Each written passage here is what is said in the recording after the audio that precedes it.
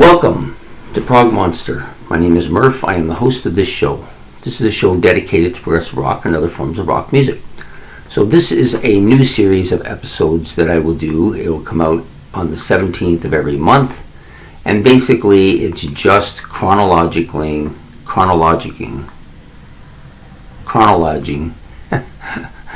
I give up. You get the idea. Anyways, of the music that has come out over that month period.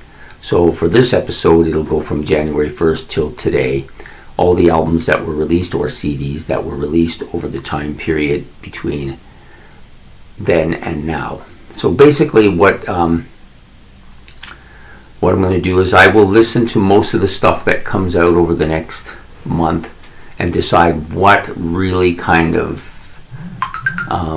applies to the channel, what would be of interest to the channel here. I'm not going to do everything because there's a lot of stuff, frankly, nobody will care about at all on this channel. There might be some of this that they don't care of, and I won't be able to tell that until I've actually released it. People have made their comments one way or the other. So anyways, I've only done 5. I looked up 12. Actually, I looked up about 20.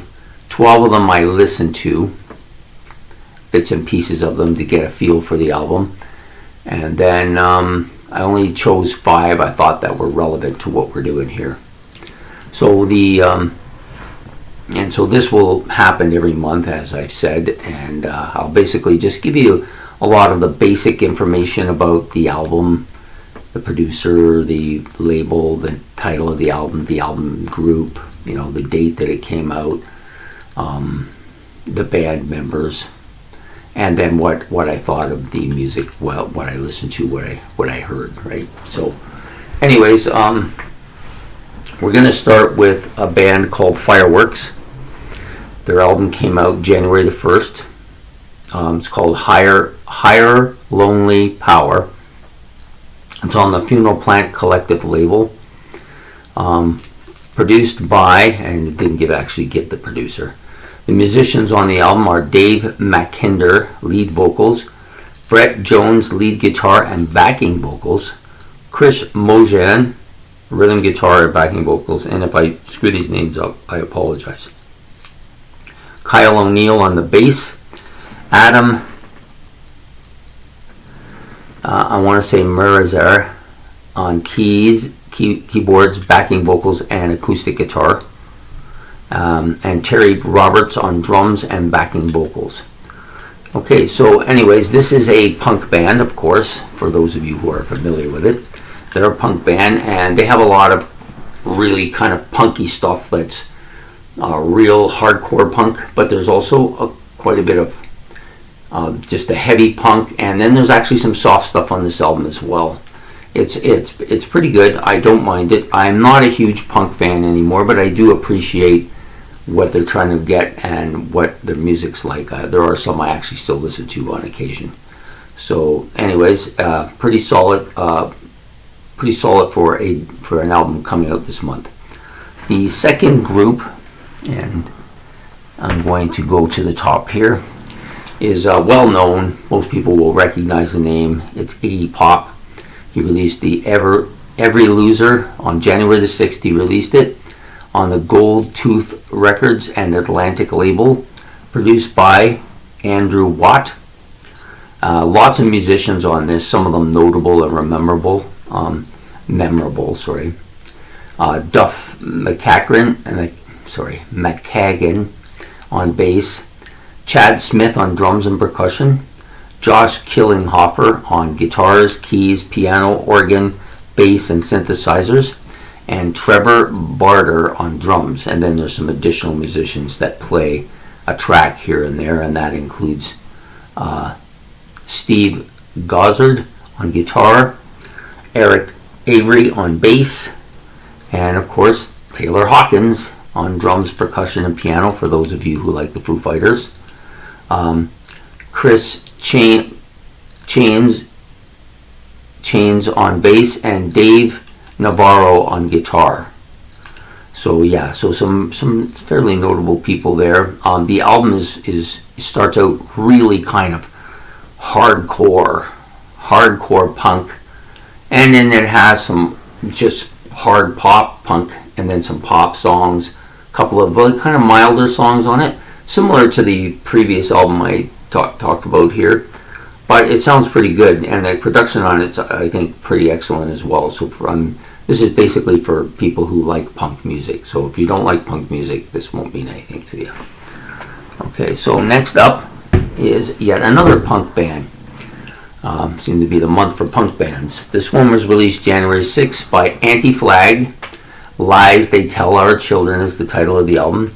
The label is Spine Farm. Produced by John London, or Lundin, I guess is maybe how you pronounce it.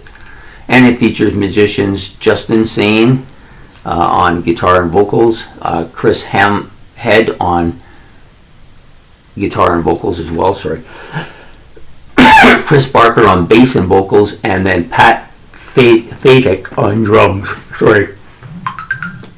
And there's an assortment of other musicians that contribute bits and pieces here. I won't list them all, but so it's a pretty, again, it's not quite as heavy as the previous two we just discussed, but it does have its heavy parts and some thrash type punk as well. And it's very politically motivated, this album, much more than I think the other two. Lots of anti-political stuff there that for those of you who like that kind of stuff, you'll enjoy the lyrics on this quite a bit, I think. So I didn't mind this as well. This was pretty good. Okay, then we go to the next band up, what's called Circa Waves. I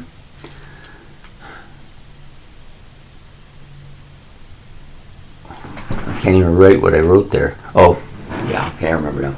Circuit Waves, Never Going Under, January the 13th, came out on the Lower Third Pias label. Produced by, they didn't give the producer. Some of these albums are so new that you don't get all the information, you can't find all the information on them, and that's part of the reason why I don't always get the producer. Musicians, Kieran Shudall, vocals and rhythm guitar. Joe Fallscorn, I'm not going to get this name right. Falconer, that's what I was trying to say, but I didn't think I was going to be able to. He's vocals, piano, and backing vocals.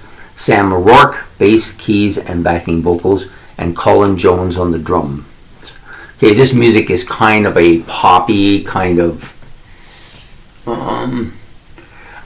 up-tempo type music. It's a pop music band, but I didn't mind them. I thought their vocals, I thought their music was pretty good, and the overall kind of production of the album sounds pretty good as well.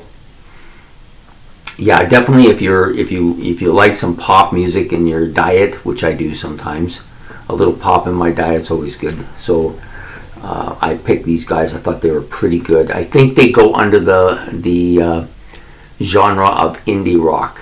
I think that's what they are under, and it makes sense. But I listen to music that certainly sounds like what it might be. Okay, so then the last band on this. Yeah, I stopped here with these guys. I'm not a huge fan of death metal. However, these guys are pretty good. I thought the musicianship was pretty solid on this album. The vocals, like I said, I'm not a huge fan of death metal. I have a guy I work with, and he has a death metal band, so I've become a little more open to it because of him. Hope he's not watching. Anyways, the album is called Obituary, or the group is called Obituary. The album is called Dying of Everything, on the Relapse label, released January the 13th.